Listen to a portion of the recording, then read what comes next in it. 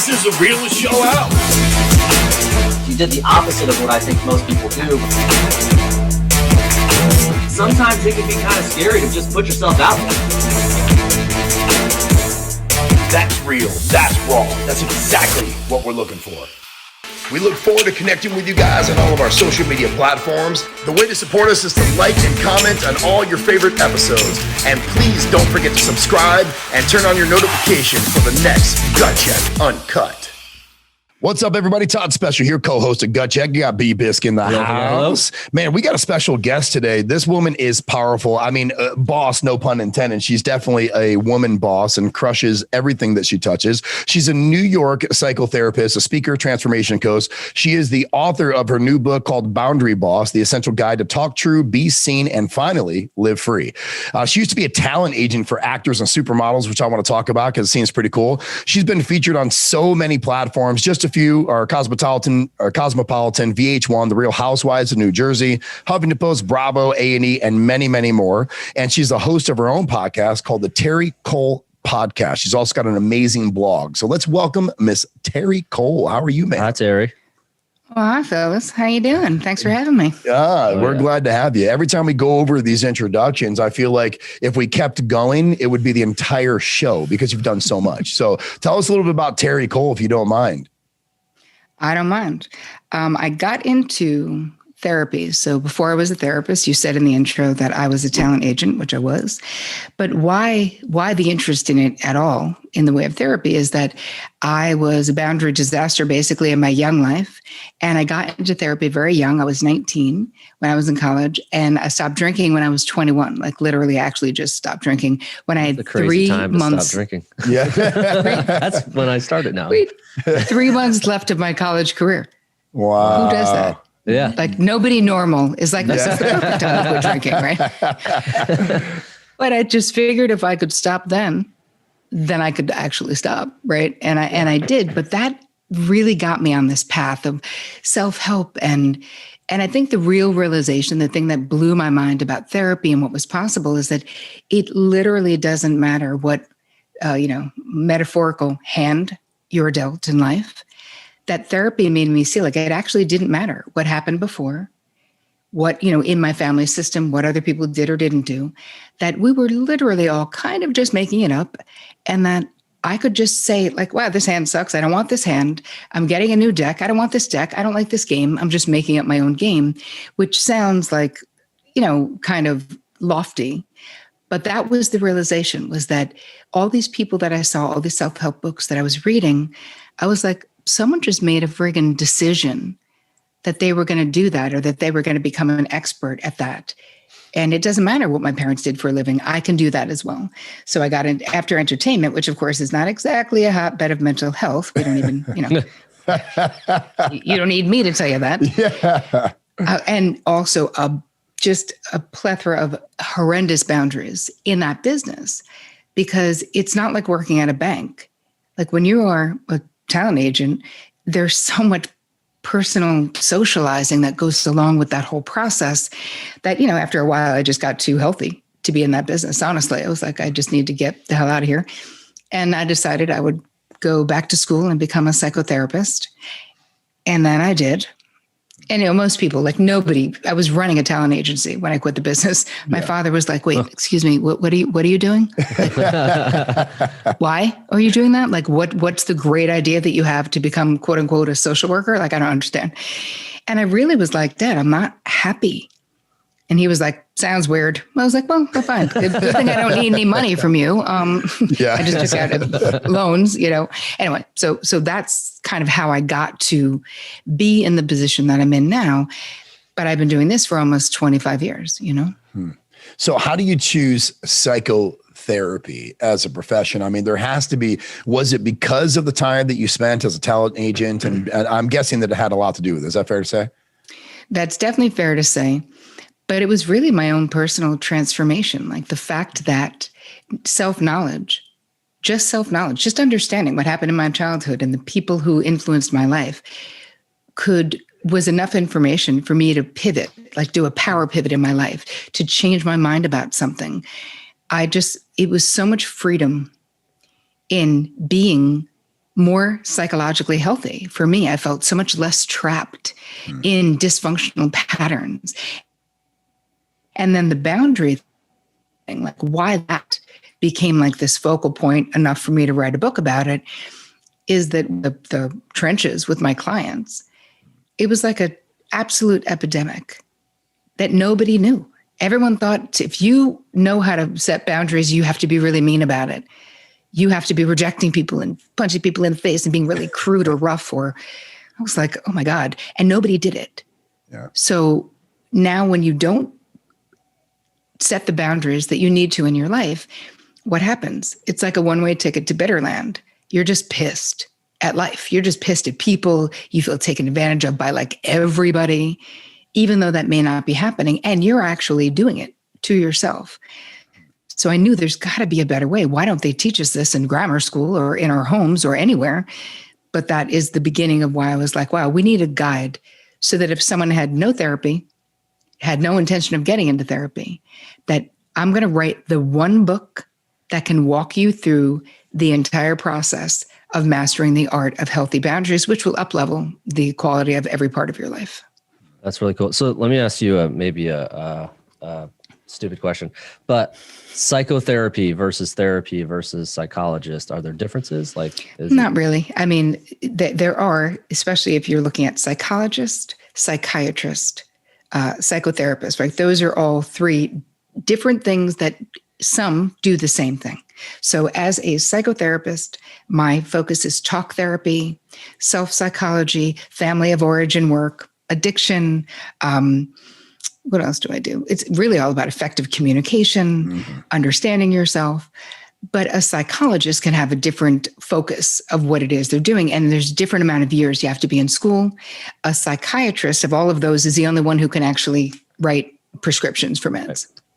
Gotcha. So let me ask you this. I mean, you've hit some pretty amazing milestones in your career, and you've obviously been on some pretty outstanding platforms. I mean, the Real Housewives of New Jersey. My wife is a huge fan. You know, like I feel like she should be the Real Housewives of Orlando, just with a lot less money. But you know, so I sit there and I think about it. I look at it, like, how did Terri Cole get on there? And my question is not how you really got on the show. How I want to say this where it doesn't come out wrong. How much help did they need? You know, like some of the people you spoke to, are they truly in like those tough scenarios? Because I know therapy is important for everybody, which we'll get into later. But I mean, when you go on a show like that, I mean, is it a lot? Is it all real? Like, I mean, are they really like kind of needing the help and they're accepting of it? Or is a lot of it like, oh, thanks so much, Terri, and they never contact you again? Well, here's the thing. I wouldn't have done a reality TV show myself if Real Housewives had called me and been like, hi, can you come on and help everyone? I would have said absolutely not. Yeah. Dina was my client, is a friend, was a coaching client of mine in real life. She was like, I'm going back on the show. I was like, P.S. don't, but she did. I was like, he was getting a divorce. And this is all, I'm not talking out of turn. Sure, this is all public information. Yeah, right. And she was like, I'm begging you to come on the show with me, because if not, they're going to put me with someone. Mm-hmm. And listen, the truth is, she was my client and my friend, because I was really coaching her and had been. And what we talked about was real, but they barely used it because I said to them, listen, I will do this because Dina is asking me to. We shot like so much more than, of course, you ever see on there. Right. And I said, and I can only do it if you agree that you're not going to try to, if you're interested in what we're doing and she's okay with you being in the room, I'll do it. But if you're going to try to tell me like, I need to talk about X, Y, and Z, because that's what people are interested in seeing, like, no way, like I can't, and I don't want to. Mm-hmm. So really it was I wanted to protect Dina because I love her, Dina Manzo. She's like, and she's really normal. Like I can't speak for the other ladies. I'm just saying Dina's, which is why she's probably not doing it anymore. Yeah. So do I think it's real? I do think that a lot of it is real. Do I think that it's television? I was a talent agent for years. So I think that too. So how about a mix of magic and BS? Yeah. If you could compare the person you've helped the most, like, 'cause I'm sure that when you meet people, I mean, can you just look at someone and be like, man, they they look like they need a little bit of help. Can you do that? Yes. Okay, so compared the worst person to Brandon. I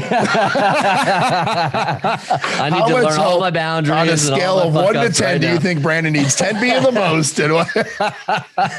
Stop. I think Brandon's doing great. I knew that was coming. I'm going to hear that. I've been to therapy, bro. I've done therapy. Well, me too, which obviously was leading into the other question. I mean, therapy, I think a lot of people have this kind of thought that if you go to therapy, there's something wrong with you. And the world is like, dude, first and foremost, there's something wrong with everyone. And just to have someone in a very professional and quiet environment where there's no judgment and they're there to really assist you to really become a better version of yourself, I personally love. I'm a coach. I'm a speaker. I do a lot of things that aren't even close to your level, but I believe in that. That's why I've gone to therapy myself. So that I know there's that like stigma on it, right? So like, what's your opinion on why people feel like therapy is so bad and they shouldn't do it and they're afraid to tell people?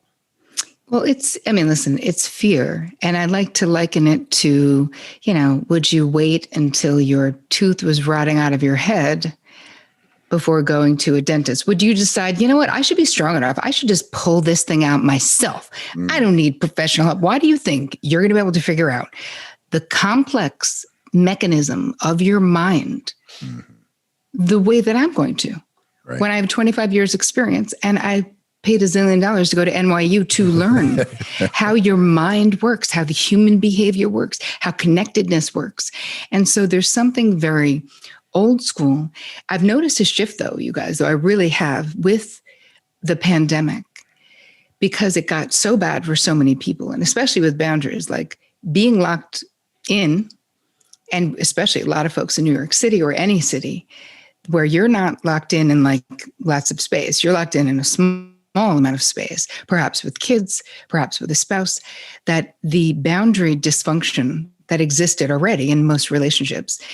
Hey, if you spend an hour a day with someone, you can like never talk about that stuff. You know what I mean? Like you could go forever being like, spending 24 hours a day, it really was like the spotlight got put on the cracks, especially boundary violations, inequity in the home stuff, the invisible work, right? We talk about emotional labor, which is like the invisible work. And a lot of times in heteronormative, if we were to say that, relationships, heterosexual relationships, there's a tendency that it's the woman who is doing a lot of the heavy lifting. But then now you're homeschooling and whatever. So I found that it was either an opportunity for people to really embrace, they were in so much pain in the relationship that they were like, okay, we definitely need help. Or a lot of people split during this time. Yeah. Kind of took it to the next level. And I think that's just a realization that a lot of people need to hear. I mean, I believe very much in getting help. You know what I mean? I believe that, I always say, if you're afraid to ask for help, you're not going to grow. That's just my personal perspective. Right. But actually being able to be in the position and with the people that you have been, and I don't know what your thoughts are, Brandon, but like, I feel like a lot of people look at someone like yourself, very successful. By the way, I love the story about the show and you being strong and saying, I'm not just gonna say whatever you want me to say. I think that's amazing. Says a lot about who you are. But for me, I know that when people need help at any level, just having the strength to ask for it, that's a right step in the direction already, right? Because they're not afraid to ask. But I mean, like, and a lot of people think at your level are like, well, she deals with all these famous people and she's done this and she's done that, and it may be a show, but it's not. Because I mean, you're helping people. I mean, I don't know about you, B, but like I was scared to take therapy at the beginning. You know what I mean? Like I was like, oh God, they're going to tell me I'm super fucked up. There's something wrong with you. You need to talk to me every day. And then you ask yourself, is it just about the money? Right? Because it's not cheap, but it's worth it. So like at the same time, I know now, but I was like, man, they're just going to, I mean, we're sales guys, right? So they're gonna be like, is she getting me for $500 an hour just because she wants to make money? Well, is this gonna help? So that was my problem going into therapy, because one, I had this very ignorant point of view on it, where I just watch TV shows and movies, and I see, I lay on the couch and somebody has a very soft, calming voice, and everything I say, they just say, oh, how do you feel about that? And all that kind of shit. You know what I mean? Just movie stuff. And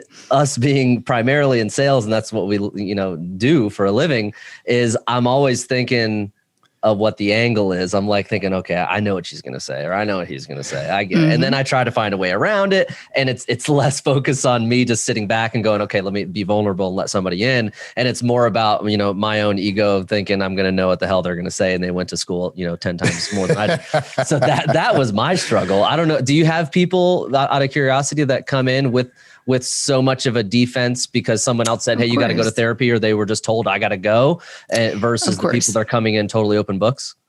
Listen, both, because of course, when people first come in, especially I've worked with so many performers. I mean, that's part of my thing, from Broadway to performers to whomever, where they're so used to entertaining. They're so used to being amazing storytellers, probably like you guys, but especially you. Am I right? Yeah, you have no idea. Yeah. I'll call you after the show, Terri. Okay, I can tell. And it's so interesting to see that, you can listen, you don't confront someone immediately. We build a relationship. I tell them how it's going to be and what the goal is. I want to know what their goal is, right? My whole thing is I want you to get whatever you want in life. That's it. It's not my job to judge that, unless it's something that, you want to kill yourself with heroin, then I will not be a part of that. But generally speaking, I don't project and think that what I have in life is what everyone wants. Right. Some people, I had clients who came in, and this one woman was engaged to a guy who was a dentist, and she basically hated his guts and was like, you were like, really, like, can't stand him, don't want to fool around with him, like all the things. And I was like, but why are you going to marry him? Oh, because, and I'm not kidding, this sounds like, because I know there was a Friends episode where somebody just wanted to marry a dentist, but I swear to God, this is a true story, where she was like, I'm really want this life. And I was like, okay, so let's talk about what the cost is. And it's not for me to judge what life you want, but these are my concerns about you wanting that life. She was like, I got it. And I still don't give a crap. And I was like, okay. And I mean, she didn't end up staying my client super long, because the thing is, she made her choice. So I didn't feel great about like, let me help you figure out how to fake it in your marriage. Like that wasn't like on my agenda of stuff that was interesting for me to do. But it really isn't my job to decide what someone should want. Going through what Brandon, what you had said about the defense mechanisms, right? You're protecting yourself by being like, hey, I've seen this movie. I know what she's going to say. He's going to say, I have an idea. I'm going to outsmart them, sort of, or I'll have people who are real intellectualizers come in, and they're like, intellectually, I know that this is going on, X, Y, and Z. I'm like, okay, but how do you feel about that? Well, I think that blah, blah, blah. I'm like, okay, back to that question. So how do you feel about that? And they don't know. So sometimes you can be too smart for your own good and understand psychology. And for me, those are the harder clients to break through with, because I see exactly what's happening, but you have to be cautious about how you're going to intervene, right? You don't want to humiliate someone. You don't want someone to feel bad. So the defenses, I'm used to defenses like on a regular basis from people, because there's a lot of projection. When you're a therapist, there's a thing that's called transference. So your client is going to have a transference to you. And a lot of times you become, and for me, because my personality is kind of Earth Mama-ish to a degree, or just not judgmental. Let's say people feel accepted or seen in my presence, usually they're having a transference that I'm some kind of a mother figure. So I know that they may respond to me a certain way that really isn't about me. They're telling me something about what they experienced in childhood. So a lot of times I feel like I just represent the good mom that a lot of people didn't actually have, the less judgmental mother. And those are all things that we work through in the therapeutic process. Yeah, that's amazing. I mean, I feel like, see, for me, when I was then, and I don't want to speak for Brandon, but I think I'm going to, because we had the same experience, right? Like we were talking about it, and we talked to therapists, and we're like, dude, we're so unsure about this shit. And then it's like, man, 11 minutes into the call, I'm a big tough tattoo guy, and I was bawling my eyes out. You know? I was like, it's like the when I had the red-nosed pit bull and I was jogging down the street jacked with tattoos, and then I got married and had 2 Pomeranians. It was like I went down. You know what I mean? It's like got rid of the red-nosed pit, back to 2 Pomeranians. But it was like, I mean, but I felt it, right? Like me, I'm a super emotional guy. I'm Italian Irish, came from a very humble beginning, and back against the wall my entire life. And I feel like that without it, there was a lot of things that I wouldn't recognize because of the tough guy persona, right? Like I have this, like, I want to show everybody, oh, I'm tough, you can't mess with me. And then when I went through therapy and I was broken down, it was crazy because you guys use, like you've done a few times already now, it's voice inflection. It's how you talk. It's a lot about it. That's what we do in sales, right? It's like, there's times for it to get high and low, and your voice inflection changes everything, that soft feel to make us feel comfortable. You're right. We have that intelligence mindset in the sales organization, and we see that in a therapeutic world. But I sit there and look at it and I'm like, I'm getting closed right now, but I love it.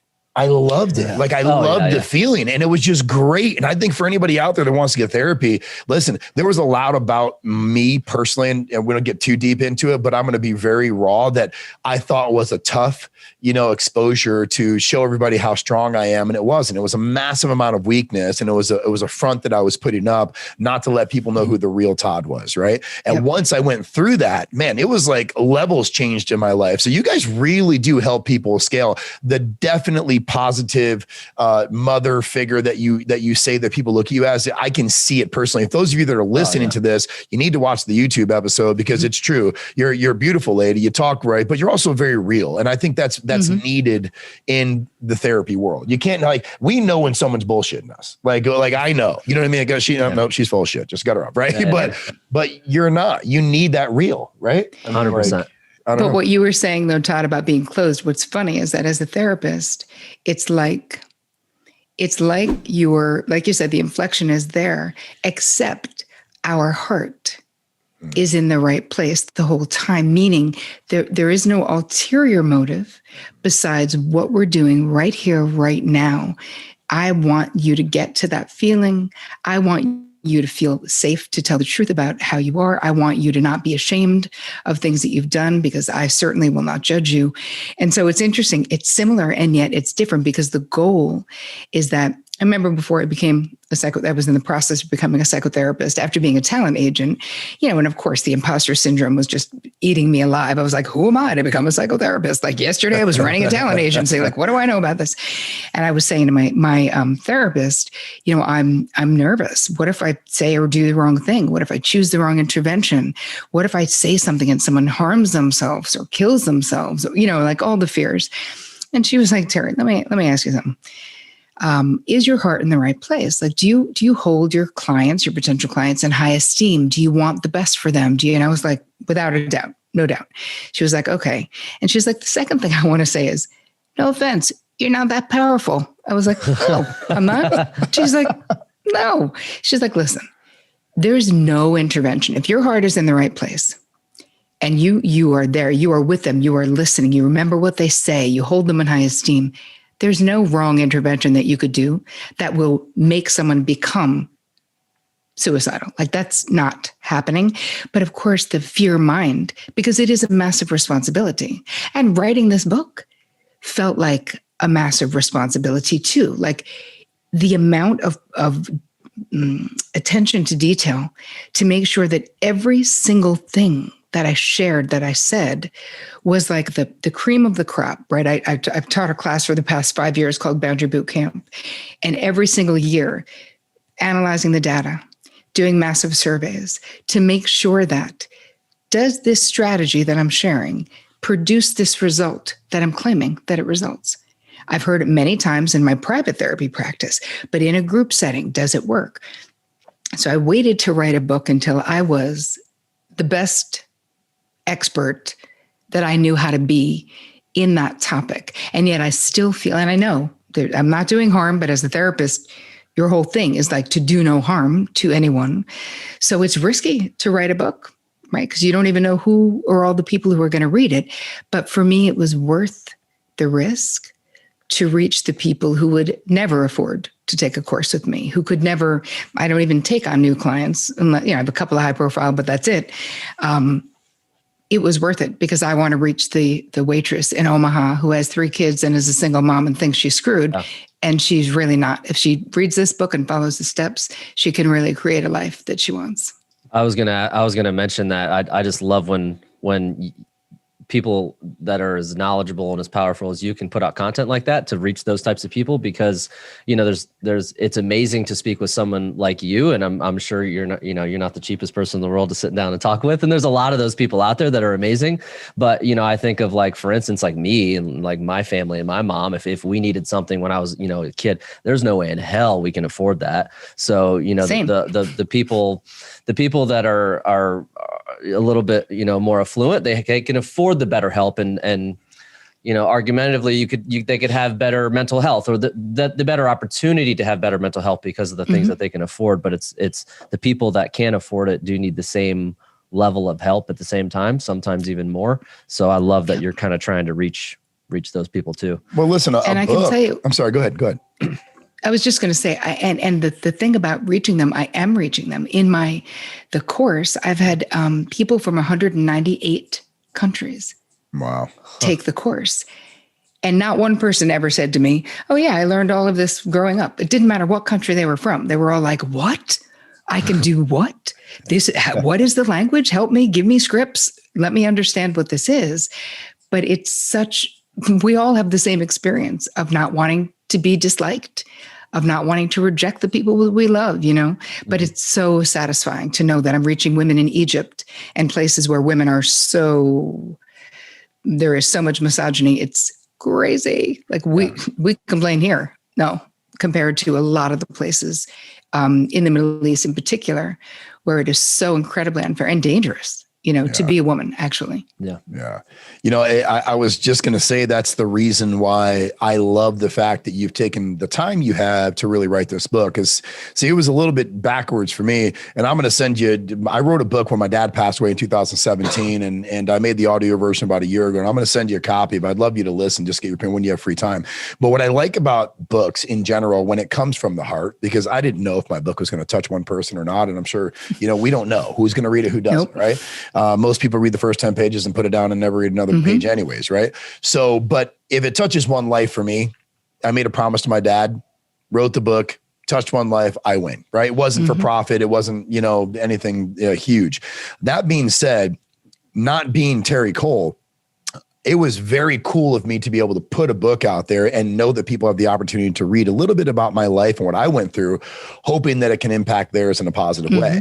I want to be very clear to the listeners, and correct me if I'm wrong, Terri, but when you get to your level, a person only has so much time in a day, number one. Okay. It's not that you don't want to take on new clients. It's the fact that you're so busy that it's just not possible. Now, I'm guessing in just the few minutes that we've been talking, I can see where salespeople, good judge of character and read people as well, that it does matter to you.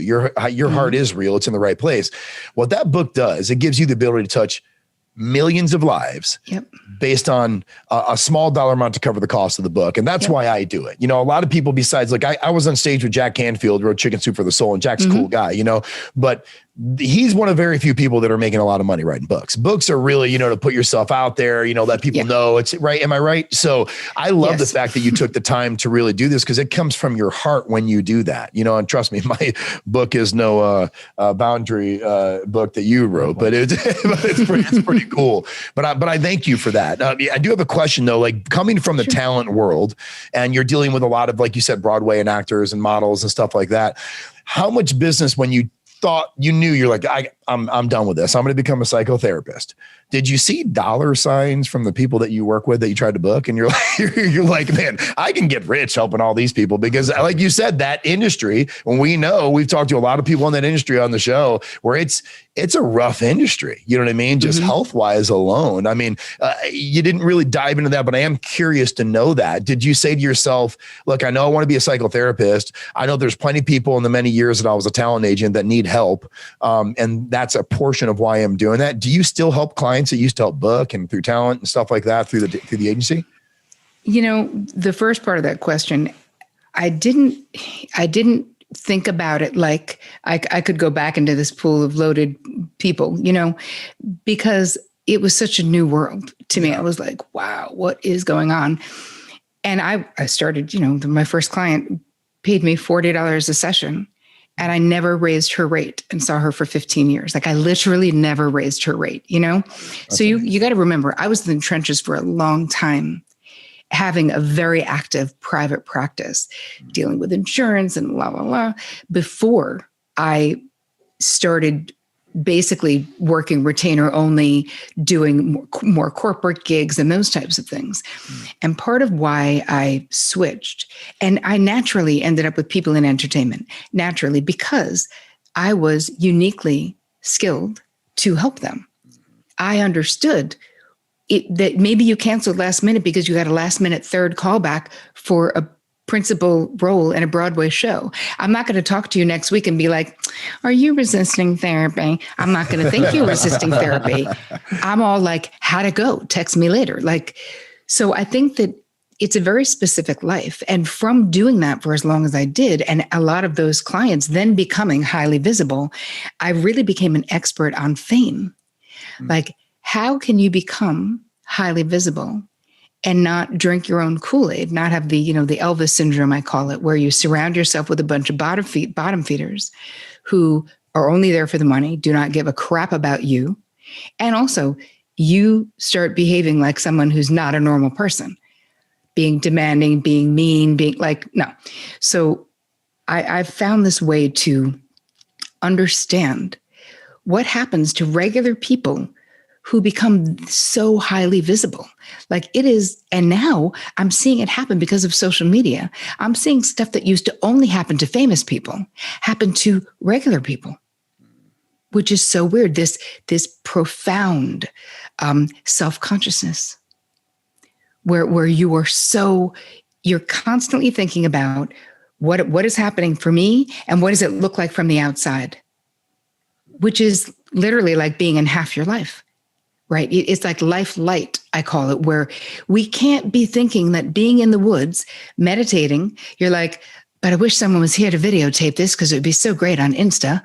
Like, do you know what I mean? You cannot be present in your life and constantly be thinking about the optics from other people.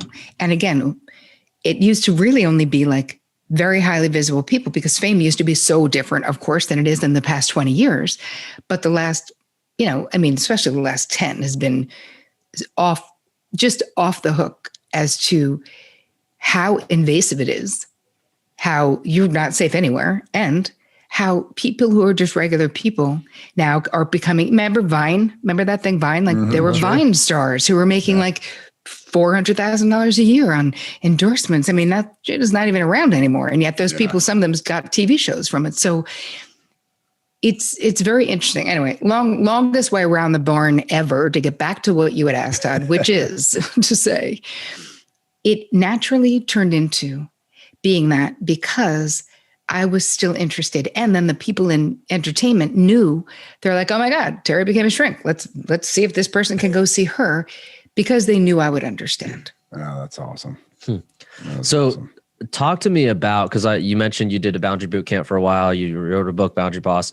Like, talk to me about that a little bit. Like the idea of boundaries, define that for me. What's your fascination with it? Why is it important to me?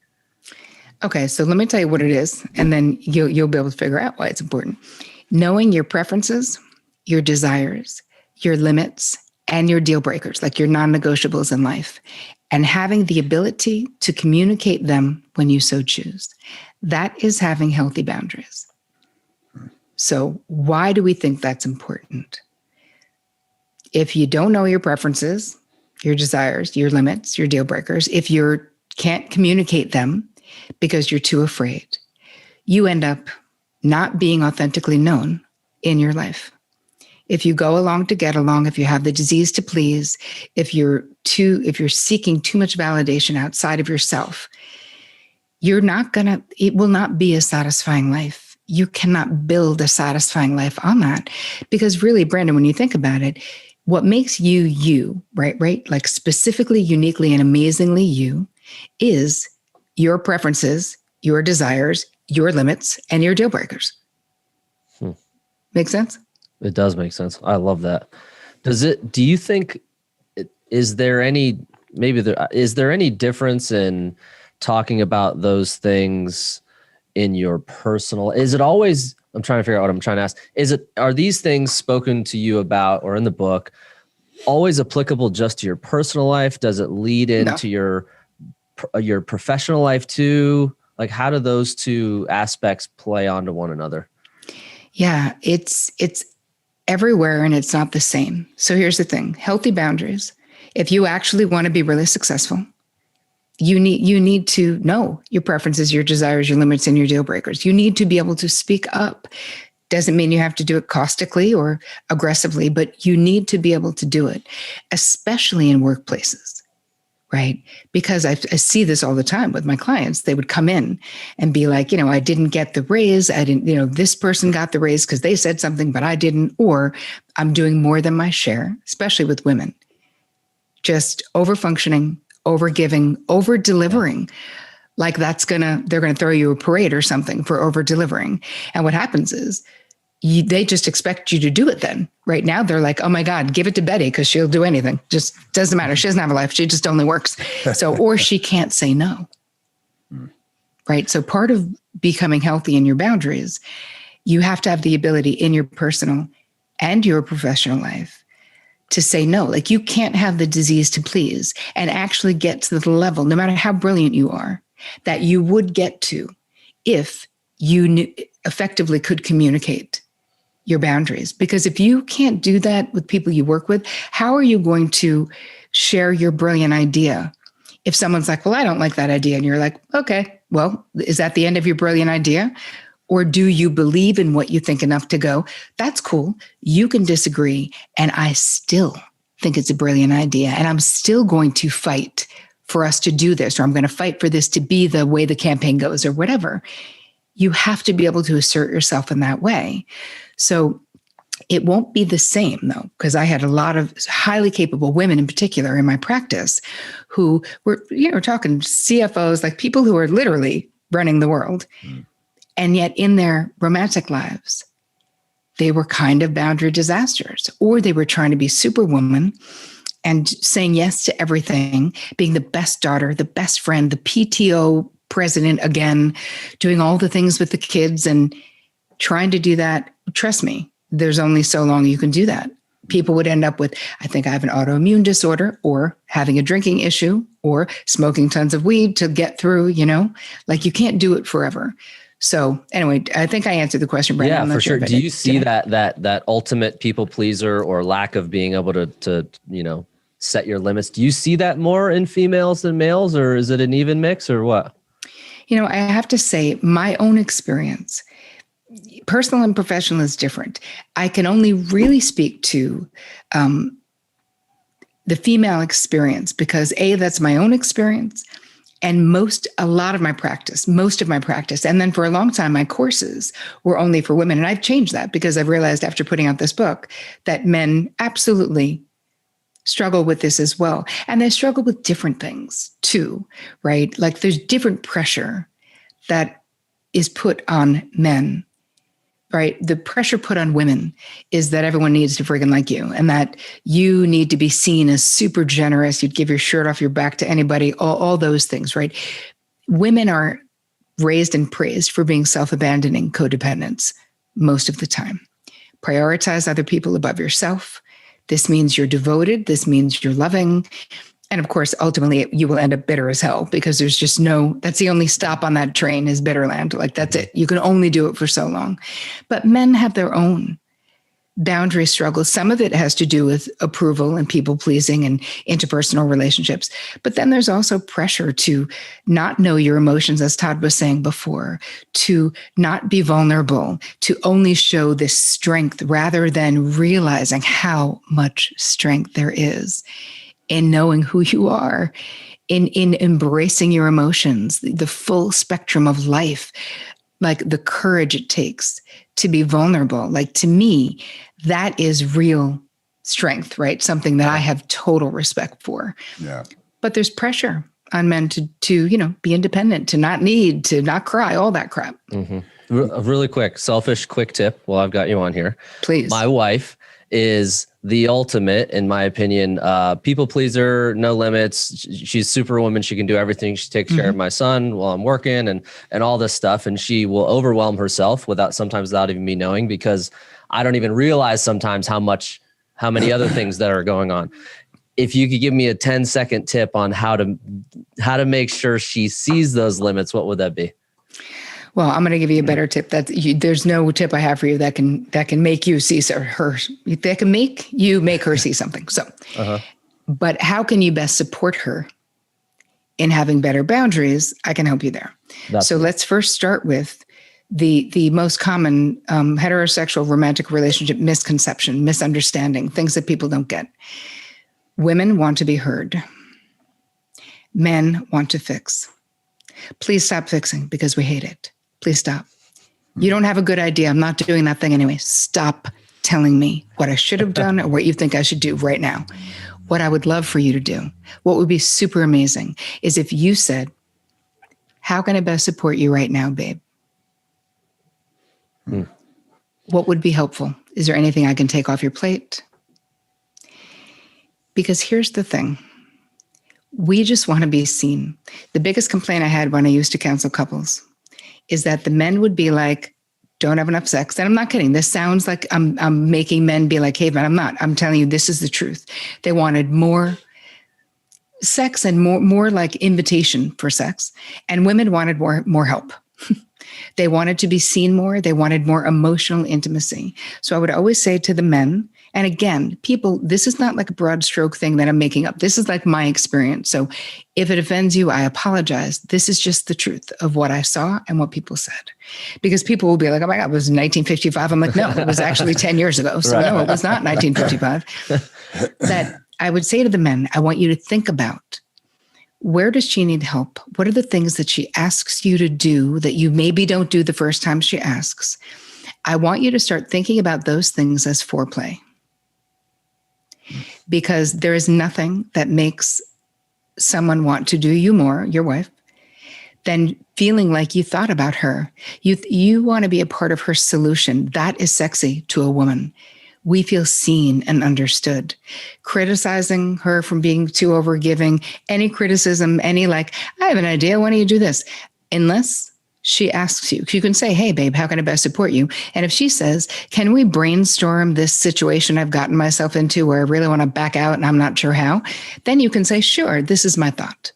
But do not give her unasked for advice or criticism, because it robs her of her dignity. Start there.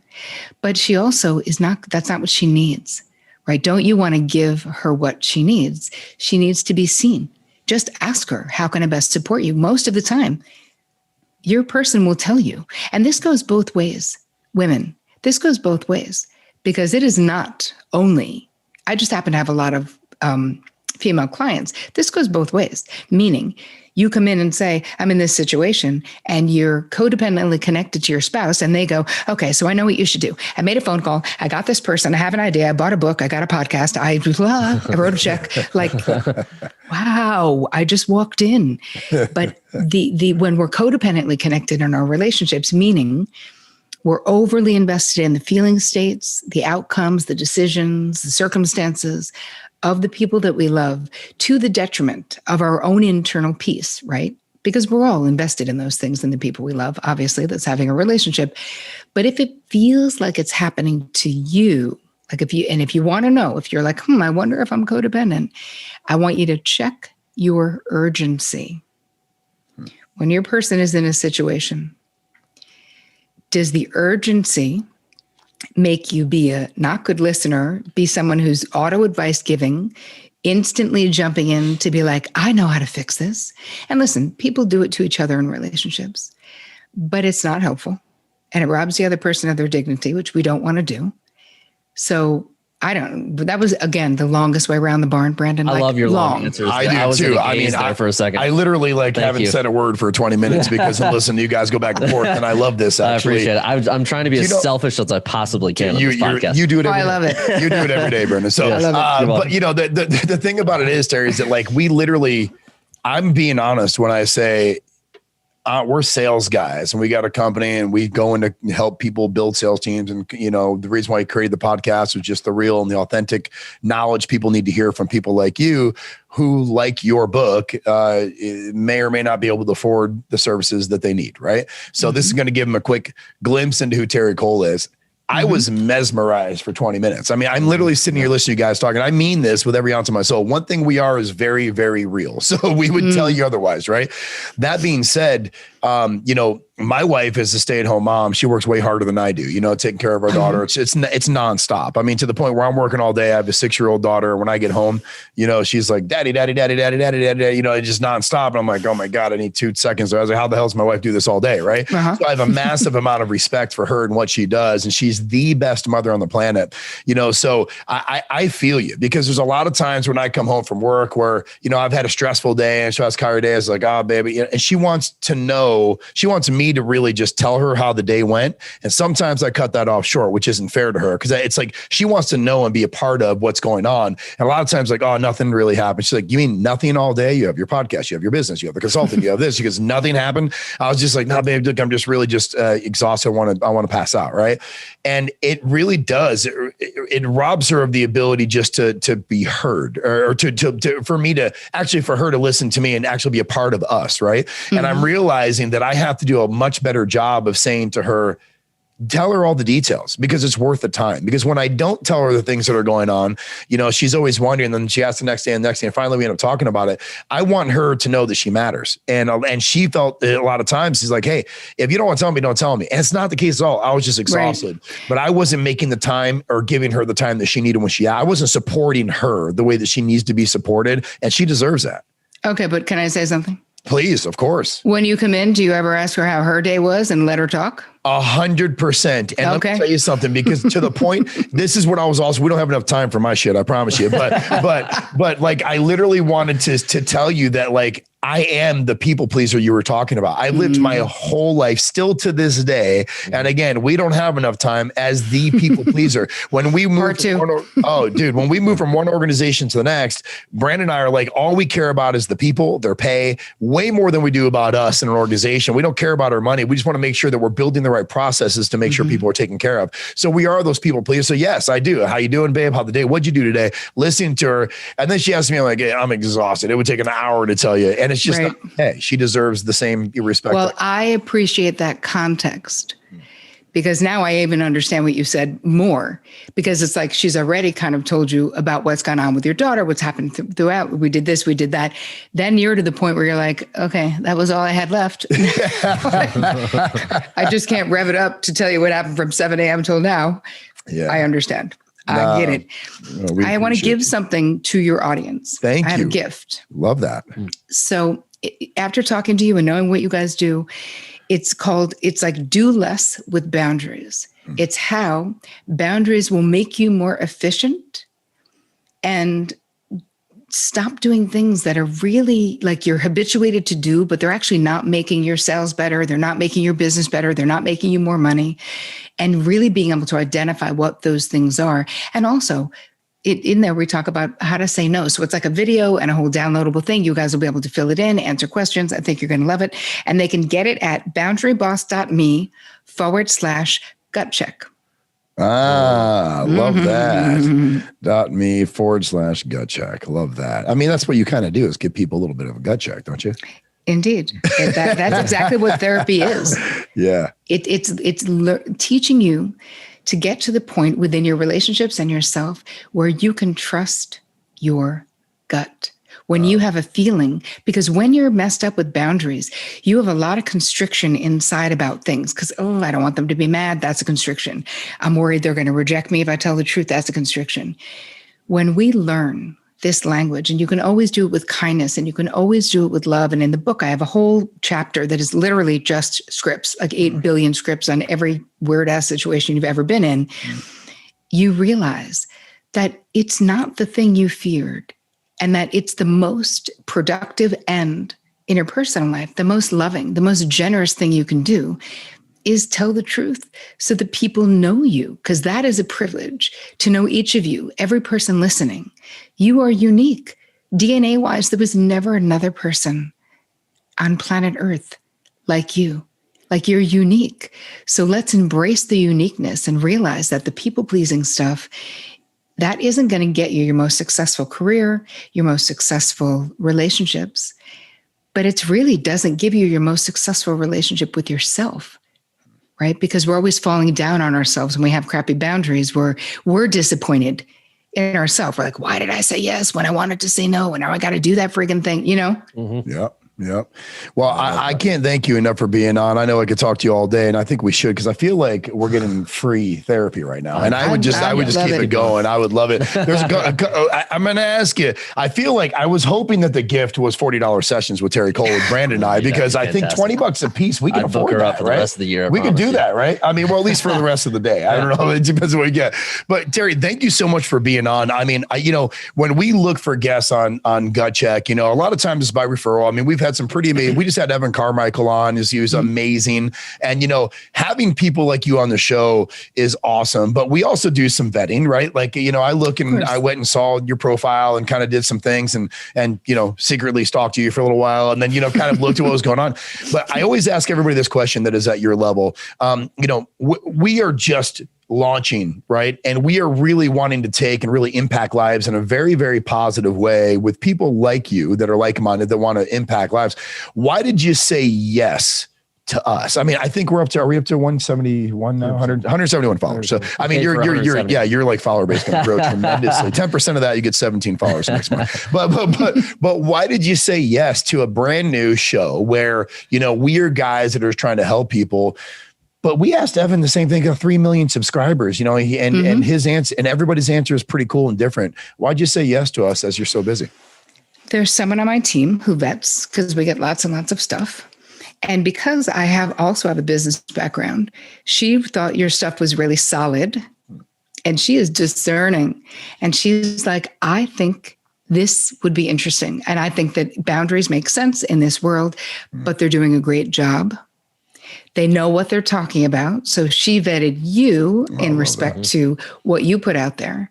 And really, I really implicitly trust this person because she's always protecting me, but she's also diversifying. Like, why shouldn't I do something that, of course, I've done all the self-help ones and all the things, you know what I mean? Like, So to me, this was also a really interesting conversation because it's not the usual fare. So I feel like it was win-win, but that's why I said yes, that they checked you out and thought that your show was really good, that you really that you know what you're talking about, and that you're really good at what you do, and that your hearts were in the right place of what your goal is for the show. Well, that's awesome. Well, we want to thank you again so much. Guys, if you're listening or watching, you can find Terri at terricole.com. That's TerriCole.com. You go to boundarybossbook.com. Get her book, please. I know we've already ordered it, and honestly, we can't wait. We're very excited. You probably read that before you've read my book, and you're my best friend. So that's cool. So go to boundaryquiz.com, take the boundary quiz. And again, please, by all means, the gift that you are giving us, we can't be thankful for. The listeners out there, I know Brandon and I are going to do it right after the show. Boundaryboss.me/gut check. Thank you so much for the gift. Thank you for being on the show, Terri. And I hope our paths cross. I'm sure they will again very soon. The real question is, I know that we have August available. And I think that as far as to being on your Terri Cole podcast, I feel like we should be on her show because we would be very different. One, you know what I mean? I need more session. Yes. And two, well, we're very good with voice inflection. Do the voice inflection. They do it for us so she feels it. Do for the inflection. Like Terri, like the psychologist. We're very this weekend. We're very good. We're not nearly as good as she is. We're not even close as good as she is. This sucks. Whatever. All right. Well, anyways, thank you for being on. We are honored, and we will talk to you soon. Everybody, please go follow Terri Cole, all Instagram, Facebook, all that stuff. So we appreciate you, Terri. Thank you so much, Terri. You're welcome, you guys. Thank you. Have a good day. Bye-bye. If you love this guest as much as we did, please follow them on all their social media platforms. The way to support us is to like and comment on all your favorite episodes. And please don't forget to subscribe and turn on your notification for the next Gut Check Uncut.